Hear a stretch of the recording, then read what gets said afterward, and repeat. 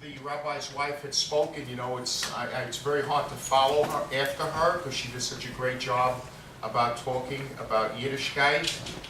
And, you know, I think it's important. I think what is your name again? Rebecca. Rebecca's introduction was fabulous. But guys, you know, I'm going to try to, I don't want to give you guys a bullshit story. Can I say that, Rabbi? Rabbi, can I say that? I said it already. I don't want to give you guys a bullshit story. So, you know, open your ears. I'm going to tell you a story that you've never heard of before. How many people saw the movie? Okay, that's really cool. So, you know, I'm going to tell you stuff about the movie. You know, I know all the characters. I mean, all the actors, James Bond, Leah Schreiber, Jamie Bell, Sean Penn. I know all these guys. But for me, it wasn't about them at all. It was about telling the story of my dad and my uncles and what they did during the war. Now, actually, where's Gabe? Oh, right in front of me. I must be getting old. So, I want a round of applause for Gabe because he drove me, otherwise I never would have found the Chabad. So don't forget, when I ask if anybody wants a question, you're going to raise your hand and ask how much money I made from the movie. Anybody have any questions? Raise your hand. Yes. So the question is, how much money did I make from the movies? Well, the truth is I'm really not allowed to tell you because there's a clause in the contract. So that's the answer. Between us. Is there any lawyers here? Are there any lawyers here? Without a lawyer, I can't stay. I'm in the process. You're in the process. When you become the lawyer, we'll come back. Anyway, all kidding aside, you know, I'm the real deal. I'm a Belsky. I'm very proud of it. You know, I'm a Sabra. I was born in Israel. Before anything, I'm a Jew. Before I was introduced as Tzvi Belsky, before I'm even Tzvi Belsky, I'm Jewish. That's the very first thing about me and the most important thing to me in my life. You know, it's hard to tell or whatever, but that's the reality of the story. The Belsky story is a very, very unique story. And, you know, I'm kind of a historian part-time. There is no other group in all of World War II that did what the Belskys did. A couple of facts that I'll point out to you. So for today, what we're going to do is I'm going to tell you some of the stories, show you some tapes. Some are pretty good. They're very fast. Open it up to some questions. Like I was just in Chicago about 2 months ago. Ask anything you want because I'm going to answer it. And it was a great crowd and everything. And there was a woman about 90 years old in the first row. And she was jumping and they gave her a mic and she said, "Never mind all the bullshit about the war. Are you single or married?"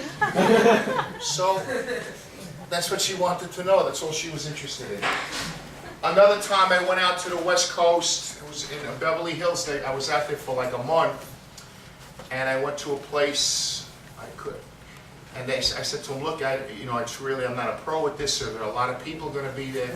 He said, "No, it's not too bad. But, you know, there's a lot of Jewish people here and a lot of mixed crowd that probably want to hear the story." So I got there about 8 o'clock at night, and I noticed like around 900 people. And I said, "Yo, I'm not walking in here. It's too many people."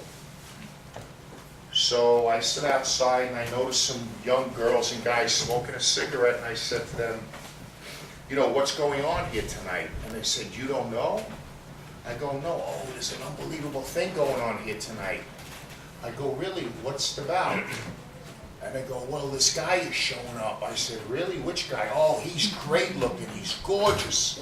He's a real star."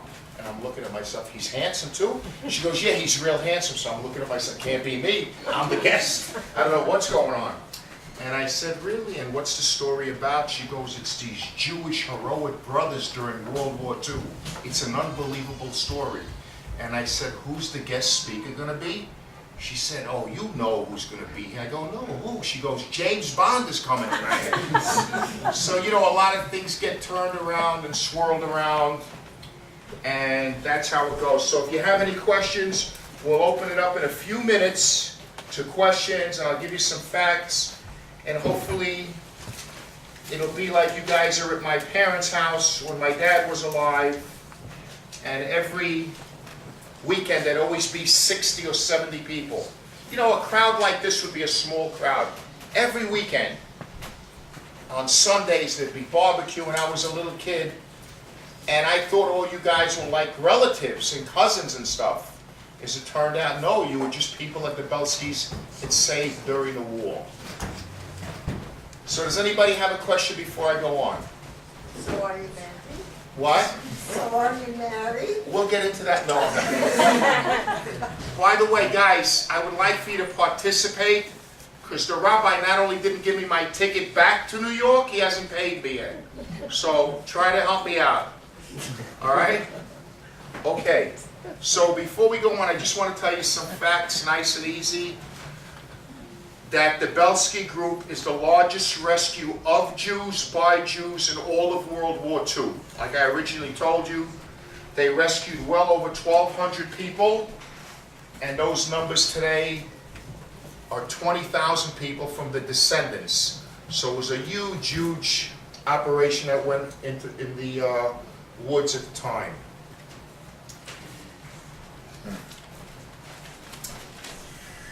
You know, when you saw the movie, you saw the people, they try to show you the people that they rescued and what they looked like, you know, which is all true. What they left out in the movie is that the Belskis were actually a guerrilla army of close to 300 men on horseback with machine guns. They were a detachment, part of the Russians later in the war. When the Belskis met the Russians in the beginning, the Russians fell in love with the brothers, the three brothers. They fell in love with them because, first of all, they saw them, they didn't know they were Jewish. And they saw these big armed guys with bandoliers and armed that knew the area, so they were very impressed with that. And the brothers knew the area, so the Russians actually were impressed and liked them to that. They also fell in love with the Belskis because the Belskis could drink more vodka than the Russians. True. And they had more girlfriends. Remember, during that time, the brothers were 33, 30, and 27. That was their ages at the time. Okay, does anybody have a question at this time? Anything? Anybody? Yes, what was your question? You look like a reporter. What were you going to ask me? I was going to wait till the end, actually. No, it's okay. Ask now. Well, it's not related to what you're talking about at the moment, but I was wondering how you felt about the portrayal of the Bielskis in the film. That's the perfect question. I actually thought they did a great job in the movie. They had caught the essence of the story. How many people have heard of Liev Schreiber, the actor, played my dad? He did a great job. That's exactly the way my dad was in life. Exactly. I was actually surprised. There were many movie guys at the house before these guys showed up. Actually, I forgot his name. The guy who made Sophie's Choice. Anybody ever see that? Okay, it's a good movie to see.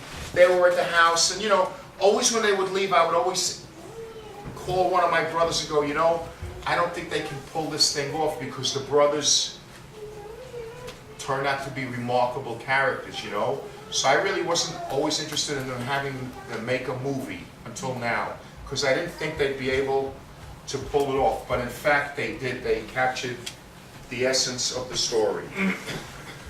Okay, I'm trying to think of something quick to help. How am I doing, Rabbi? Okay? By the way, I told you that we got to finish by 12 o'clock, right? Everybody's aware of that? Okay.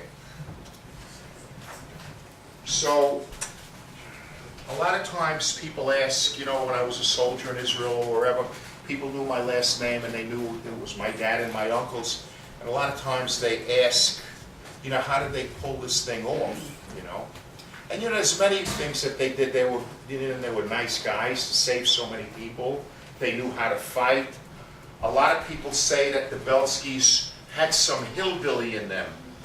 You know, hillbilly meaning that they were country folk. And let me see if I have something here that was written in the Times. It says here that the Belskis, some people thought the Belskis were multi-generational, redneck, hillbilly Jewish farmers who lived on a poor Ponderosa on the edge of the forest in the middle of nowhere, Poland. Now you're supposed to ask me, is that true? And the answer is yes. There was a little hillbilly in the family. I mean, we're Jewish, we're just country bumpkins. And the surrounding people hated the Belskis because they were the only Jews there. But we were able to deal with them because we had been there for hundreds of years. Plus, one of the things that the Belskis were known for is that don't start up with them. So the non-Jews in that area that were anti-Semites never started up with the Belskis. Oh, I just thought of something. How many Jewish people are here? Could you raise your hand? Just trying to figure it out, okay. How many non-Jewish people are here? At least one or two or three. Oh, who raised their hand in the back? Okay, good, good. Actually, the Belskis were aided by some non-Jews throughout the war. Some non-Jews, but the majority of the population turned on the Jews, not only the Belskis. Anyway, back to the thing I was reading. A lot of people say that the Belskis had a lot of Robin Hood in them. A little bit of Robin Hood, like the character in the movies, but a lot of Soprano. Supposed to laugh. Okay. They were hard-drinking, hard-living men who were not likely candidates to be heroes. You can ask the rabbi about that. Yet at the same time, they valued honor, family, and were full of life. They were historically forced to defend themselves and their property because the laws in that country did not protect Jews. The Belskis, in reality, their acts of retribution, meaning revenge, was ferocious. And you know, I hope that getting to know me a little bit and going through tonight, the hour and a half we're going to spend together, that you'll get to know my family, my dad and my uncles really, really well.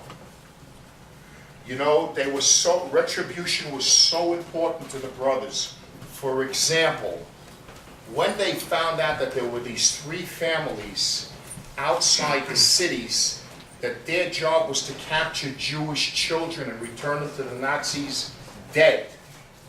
And that's what they would do. Once a week they would go hunting. They had badges, Jew hunters, and they would look for Jewish kids. And if once they caught them at night, if they didn't want to go into town, they would leave them naked, tie them up, and leave them in the snow at night. And they were getting medals for this, you know, not medals, like diplomas. So my dad and my uncles went to visit them. And they didn't know the brothers, they just thought they were Cossacks. And they gave them some book and they drank. And they asked the guy, hey, what have you been doing lately? And he showed them all the diplomas on the wall. You know, we turned in 12 Jewish children, we turned in 5, 6, we killed these Jewish kids, and the Nazis, the Gestapo, would be giving them money and diplomas. So what the Belskis did, their first act of retribution, is they took this family outside and killed everyone. They didn't torture them. You know, it doesn't seem to make a difference. They killed all of them, and they burned the home down. And outside the home, they put a sign. This will happen to anyone who kills Jewish children, the Belskis.